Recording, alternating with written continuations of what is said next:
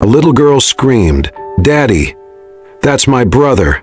The millionaire froze and collapsed in tears. "Daddy, look! That's my brother! He looks just like me and like you." Emily tugged at James Whitaker's hand, her little finger pointing toward the park path. It was a quiet afternoon in Central Park. Since his wife Claire passed away from cancer, James had poured everything into raising Emily alone. Their weekend walks were his way of holding on to her and to the little girl who was now his whole world. James stopped in his tracks, startled by her words. "What did you just say?" he asked, narrowing his eyes at her. She spun around to face him, her pink dress swishing with the movement, cheeks flushed with excitement. Emily insisted, "That boy, over there, sitting by the fountain, he's my brother." James turned to look. A little boy, no older than 5, sat huddled on the edge of the concrete bench, a battered cardboard box clutched to his chest. His clothes were torn and dirty, and his shoes barely held together. But what stunned James wasn't the boy's appearance. It was his eyes, bright, piercing blue, the same exact shade as Emily's. "Emily, do not say things like that," James said, trying to keep his voice calm. "You don't have a brother. You only have me." "No, Daddy, I know it," she insisted, her eyes wide and serious. "That's my brother. I feel it." James frowned. This was not some childish fantasy. The boy's eyes, he could not ignore the resemblance, the shape of his nose, the curve of his cheek. There was something hauntingly familiar. His heart began to pound. The boy was staring back now, silent, cautious, but his gaze didn't waver. James slowly approached him, Emily still clutching his hand. He crouched down in front of the child. "Hey there," he said softly. "What's your name?" The boy held the box tighter, saying nothing. James tried again. "I'm James. This is my daughter Emily. We were just walking through the park." The boy looked at Emily, then back at James. His voice was barely a whisper. "Noah." "Noah," James repeated. "That's a nice name. Where's your mom, Noah?" He hesitated, then muttered, "At home. She's sick." James's chest tightened. He asked carefully, "Do you live far from here?" Noah looked down. "We live in the basement apartment, over on 43rd Street. Mama doesn't let me go far, but today she was sleeping too long and there wasn't any food, so I came out." "Do you have a dad?" James asked, though his voice faltered mid-sentence. Noah shook his head. "Mama said he left before I was born." James felt dizzy. He tried to shake the thought, but something in the boy's features made it impossible to ignore. His mind raced backward through the years.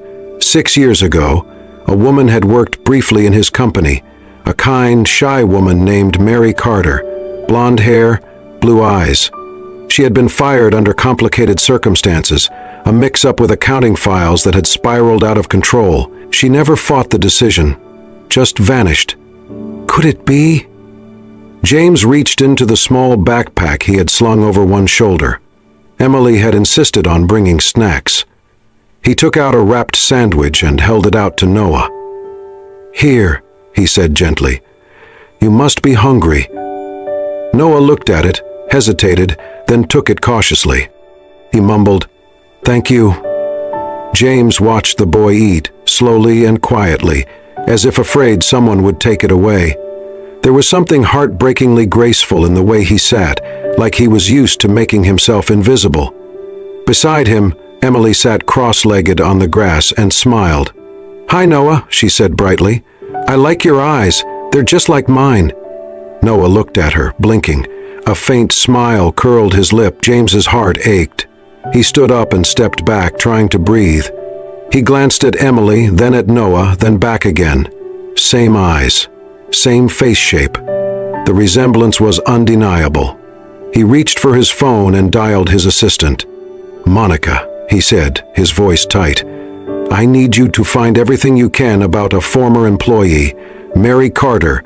She worked here about 6 years ago. Start with HR records, anything you can get your hands on." Monica didn't ask questions. "Yes, Mr. Whitaker, I'm on it." James hung up and looked down at the two children. Emily was now showing Noah her stuffed bunny, talking to him like they had known each other forever. He knelt down again. "Noah," he said softly, "how would you feel about coming with us for a little while, just to have a good meal and make sure you're okay? Then I'll take you back to your mom." Noah stared at him for a long moment. Then he nodded, clutching the sandwich and his box close to his chest. James stood, lifting Emily into his arms and placing a gentle hand on Noah's shoulder. He did not know what he would find or what truth lay buried in the past, but something told him that his life had just changed forever. And it all began with a little girl in a pink dress, pointing across the park and saying words he would never forget. "Daddy, that's my brother." The elevator doors slid open to reveal James's penthouse on the top floor of a glass-clad tower overlooking Central Park. Noah hesitated at the threshold, clutching his tattered cardboard box as if it were the only thing holding him to the ground. "Come in, buddy," James said gently. "You're safe here." Emily darted ahead, her curls bouncing as she ran through the wide hallway, calling, "Come on, Noah, you have to see my room. It's pink and has stars on the ceiling." Noah stepped in slowly, eyes wide as they scanned the polished floors, the towering windows, the sparkling chandelier. It was a world far removed from the cracked sidewalks and leaky roofs of his own neighborhood. He followed Emily down the hall, still hugging the box to his chest. James watched them disappear into Emily's room, then walked to his home office. He sat down at his desk and opened a locked cabinet. Inside were company records, documents he had not touched in years. He pulled out the old employee files and began flipping through them, page after page, until he found her name, Mary Carter. He stared at the file. The photo, stapled in the corner, showed a young woman with golden hair and a warm smile. She had been a receptionist for less than a year. There had been a misunderstanding about a client report, one that led to an argument between her and a junior manager. James remembered that day vaguely. He had been tired, overwhelmed, and quick to take sides. He signed the termination without asking questions. He never saw her again. But there had been an email. Or had there been more than one? Messages he never replied to, flagged as follow-up and then buried under contracts and board meeting agendas. She had tried to reach him, and now the pieces were falling into place. Mary Carter had left the company, pregnant, alone. He found a recent address linked to her name through the company's old emergency contact form. It was in Brooklyn, an apartment in a rundown building known for cheap rentals and poor maintenance. James searched the address online and found images of cracked walls and graffiti-tagged doors. A pit grew in his stomach. Noah had been telling the truth. His mother was sick, and she had been raising him in poverty while James built skyscrapers and attended galas. James leaned back in his chair, rubbing his face with both hands. Guilt clawed at him. He had not just forgotten her, he had dismissed her, discarded her when she needed him most. And now there was a child. His child? He could not be sure, but in his heart he already knew. That night, while Emily and Noah played with building blocks on the living room carpet, James made a phone call. He contacted a discreet charity organization that delivered aid to struggling families without revealing donors. He gave them Mary's address. "I want a full grocery order sent," he said. "Include fruits, vegetables, meat, and medicine, vitamins, cleaning supplies. No branding, no notes. Just deliver it quietly." "Understood," the representative replied. "It will be there by morning." He ended the call and returned to the living room. Emily had draped a blanket over 2 chairs, creating a makeshift fort.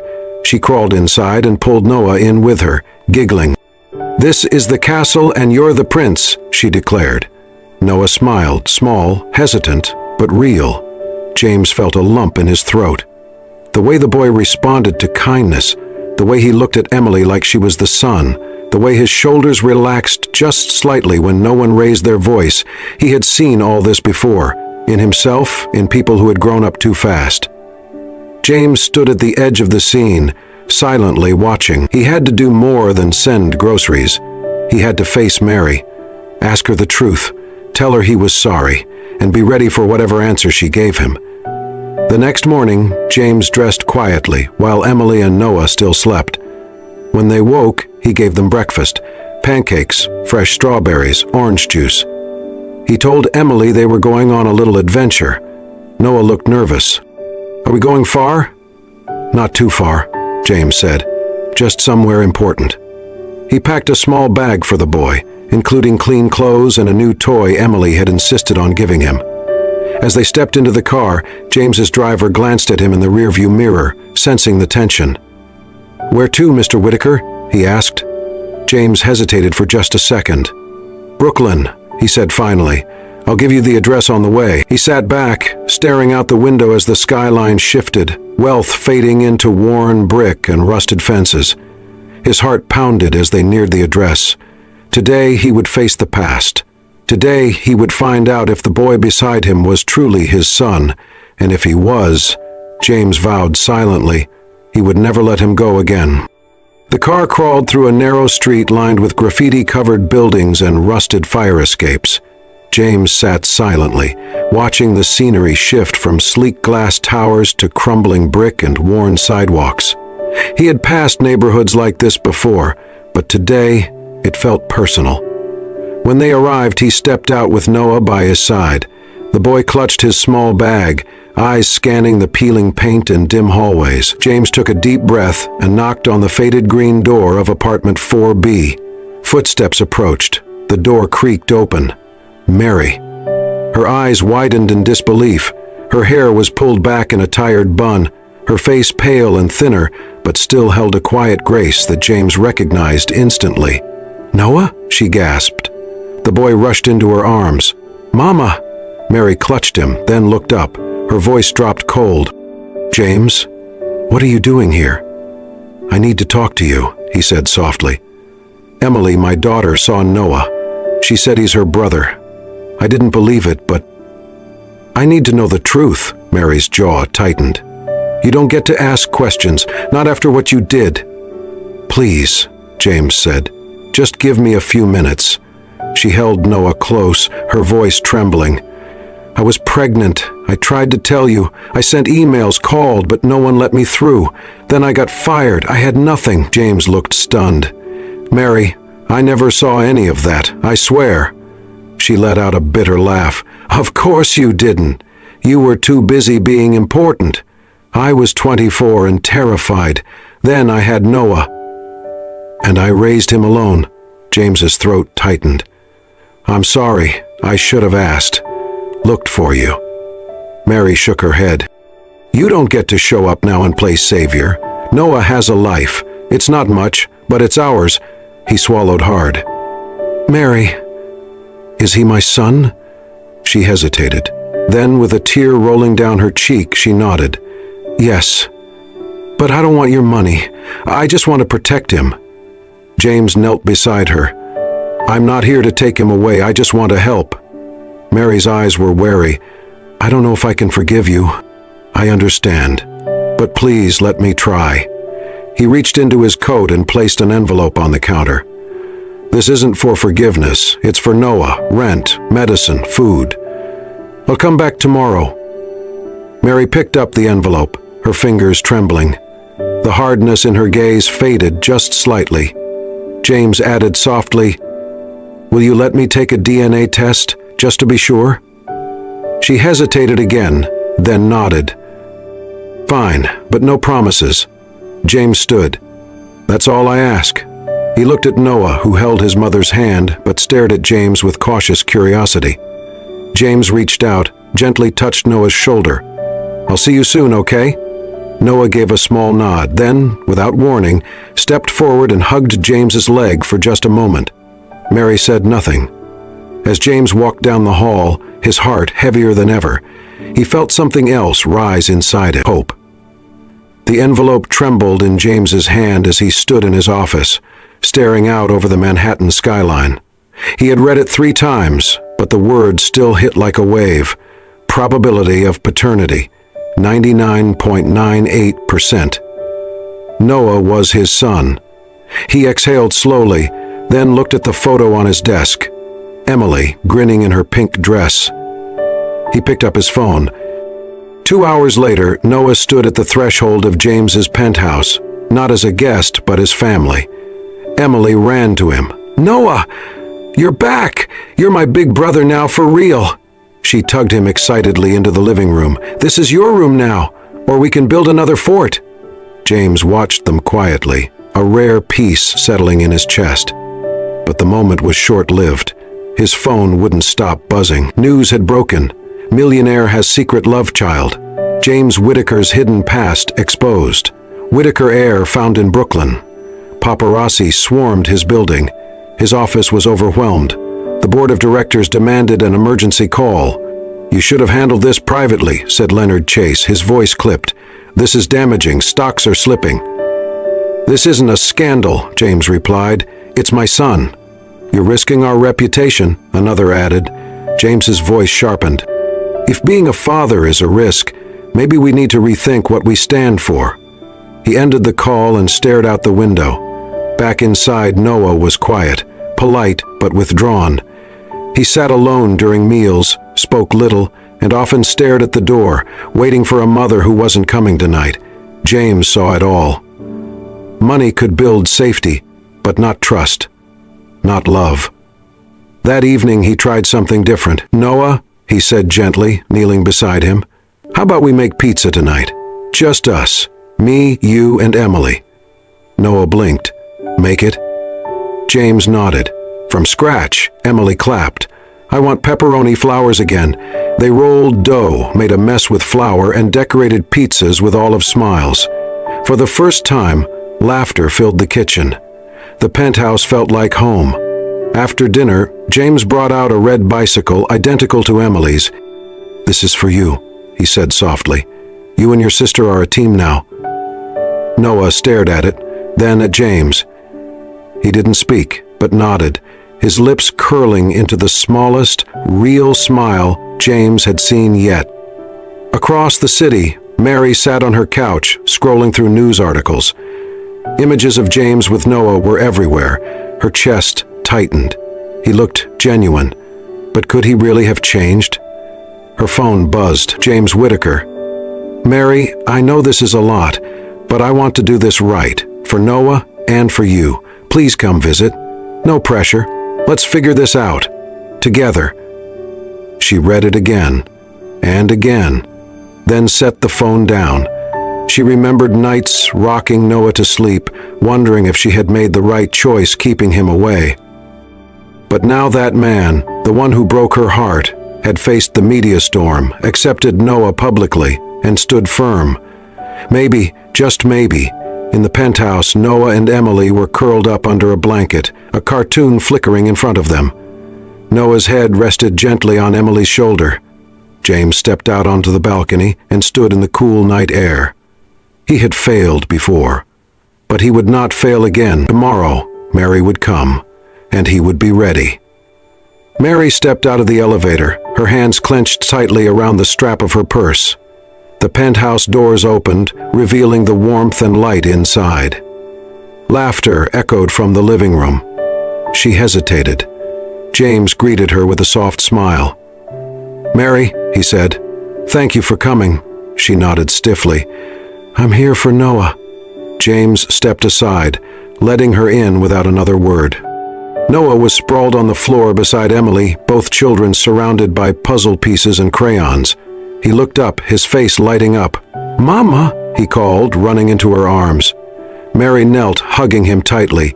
"How are you, sweetheart?" she asked. "I like it here," he said. "Emily's funny. We're drawing planets." Mary smiled faintly, but her eyes flicked toward James, wary. As the children played, James quietly offered her a cup of tea and motioned toward the sitting area. "Can we talk?" She sat down, still guarded. "I've made arrangements," James began, keeping his tone calm, "for your medical treatment. I spoke with the physician at the Ridgeway Center. You'll have access to anything you need, no cost to you." Mary stiffened. "I didn't ask for your charity." "I know," he said gently. "This isn't charity. It's the least I can do, for what I took from you." She looked away, silent. "I also spoke to a partner company," he continued. They have an opening in their communications team. If you're interested, it's yours. No obligations." Mary raised an eyebrow.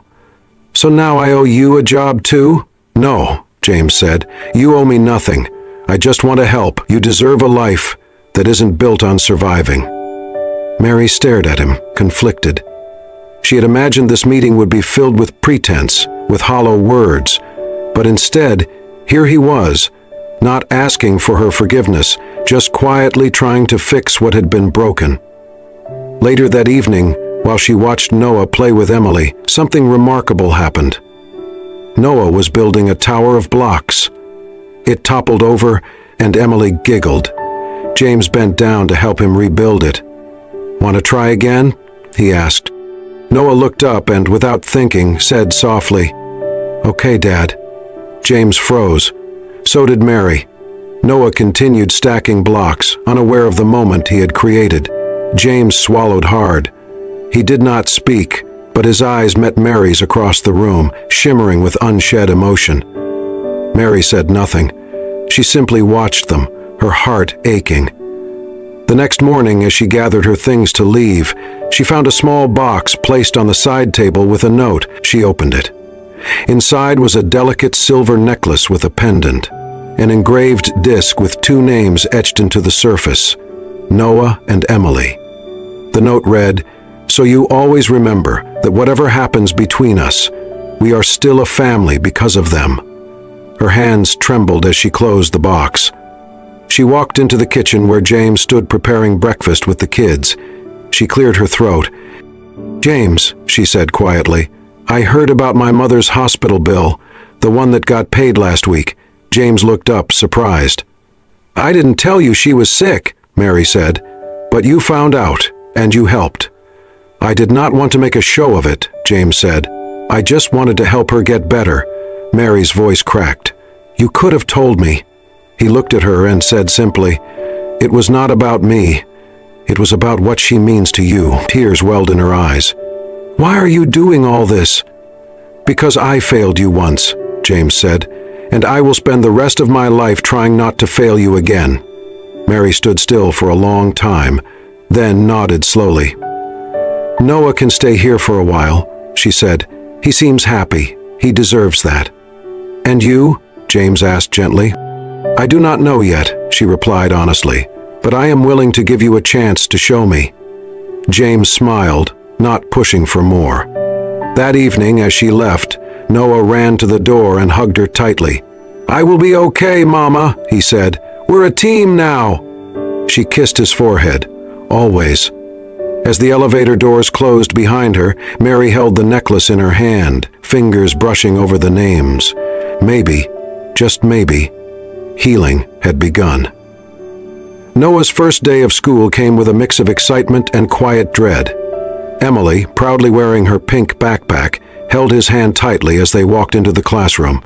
She chatted endlessly, unbothered by the crowd of new faces. Noah, though, felt the eyes on him. Whispers started before the bell rang. Some kids noticed his shoes were slightly older, his backpack simpler. One boy sneered, "Hey, is that the kid from the news? The one who lived in the slums?" A few others giggled. Noah's shoulders stiffened. He lowered his gaze, silent. Emily spun around, eyes flashing. She stood right in front of the boy, fists balled. "You stop it," she said firmly, voice louder than expected for a 3-year-old. "Noah is my brother. He's the best. And you're mean." The classroom fell silent. Noah looked up at her, stunned. Emily turned and grabbed his hand again, smiling like nothing had happened. From that moment, the teasing faded, and Noah found a quiet sense of safety beside her.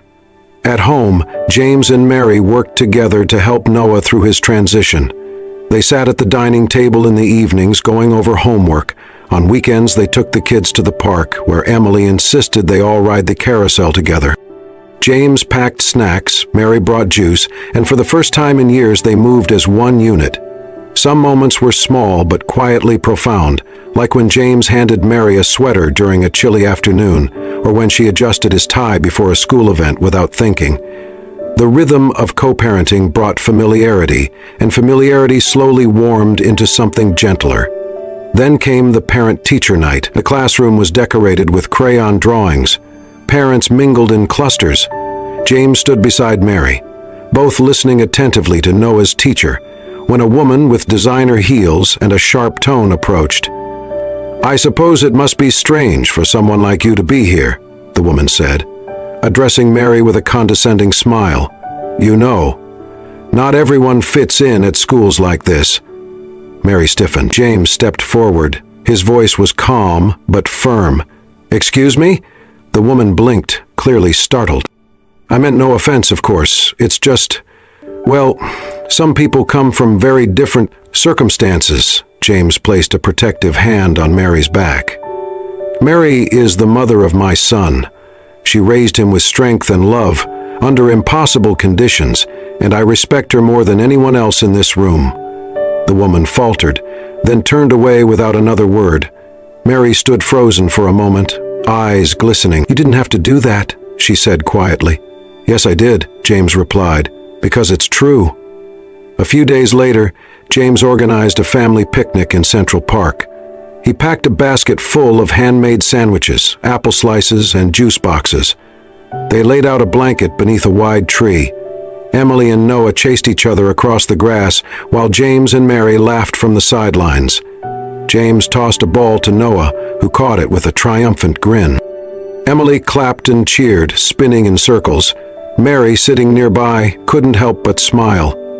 As the sun dipped lower, Emily walked back, her cheeks flushed. She climbed into Mary's lap, wrapped her tiny arms around her and said, "My mommy is gone, but you're really nice. Can you be my mommy too?" Mary's breath caught. She looked down at the child in her arms, innocent, warm, and sincere. "I miss having a mommy," Emily whispered, "but I like you." Tears welled in Mary's eyes. She held Emily close, heart aching in ways she had not expected. That evening, as they packed up to leave, Mary walked beside James, quieter than usual. He glanced at her. "You okay?" She nodded slowly. "I've been thinking," she said, "about what's best for Noah and for Emily." James listened patiently. "I want to move closer," she said. "Maybe not here, but near enough that the kids can be together. It will make things easier." James smiled. "I think that's a great idea." They walked in silence for a moment more before Mary added, "And maybe we can talk more, about the past, about everything." James looked over at her, the wind rustling the trees around them. "I'd like that." Together, they walked forward, not as two people divided by time and mistakes, but as two parents, slowly rediscovering trust, healing, and something that resembled hope. The weeks passed quietly, beautifully. In the rhythm of shared breakfasts and bedtime stories, James and Mary found a new closeness, not from duty, but trust. They spoke honestly, laughed more, and raised two children who, in their innocence, mended what had once been broken. Noah and Emily were now inseparable. They called each other brother and sister, as if they always had. One afternoon, Mary found them hunched over a giant sheet of paper, paintbrushes in hand. "What are you working on?" she asked, kneeling beside them. Emily beamed. "Our family picture. That's you and Daddy and Noah and me and Mr. Snuggles too." Mary smiled, eyes softening at the colorful, chaotic masterpiece. That night, James hung the painting in the hallway. "This belongs here," he said. As their bond deepened, caution still lingered. One evening, James turned to Mary over coffee. "I've been thinking, maybe we should live together again, all of us." Mary hesitated. "James?" "I know it's a lot," he added quickly. "I appreciate it," she said gently. "But I've fought hard for my independence. I'm not ready to give that up." James nodded. "I understand," she smiled. "But if the offer to help with the bakery still stands..." "It does," he said. "Absolutely." He found a cozy space near the kids' school, took care of the paperwork quietly, and let Mary lead. She chose the name, menu, and tiles. What she didn't know was what James had named the shop behind the scenes. At the grand opening, balloons fluttered, neighbors lined up. and Noah and Emily handed out cookies in matching aprons. Mary stepped outside and looked up. The sign read, "Lucia's Dream." She froze. Lucia, her late mother's name. The one who had believed in her baking, the one who'd wanted nothing more than to see her daughter smile again. Tears welled in Mary's eyes. James stepped beside her. "I wanted to honor her, and you." Mary could only nod, moved beyond words. That night, after the guests had gone and the kids were dozing on the bakery bench, something unexpected happened. Noah developed a fever. It rose quickly. Mary panicked. James stayed calm, helping cool his skin, whispering reassurances. They stayed by his side all night. Mary held Noah's hand. James wrapped an arm around her. Together they waited. Just before dawn, Noah stirred, eyes fluttering open. "Are you both staying?" "We're right here, buddy," James said. Noah reached out, holding both their hands. "I want you to stay together. I want us to be a family." They didn't speak. They just looked at each other, something quiet passing between them. Later, after the fever broke and Noah was asleep again, Mary leaned into James. "I've been so scared," she whispered, "to trust again. But I see now you've changed." "I had to," James said. "For him. For you. For us." Mary closed her eyes. "Then maybe we can try again, slowly. One day at a time," James whispered, taking her hand. As morning light spilled across the bakery sign, "Lucia's Dream," it glowed softly, like a promise. Inside, a family was beginning again, whole, healing, and finally at peace.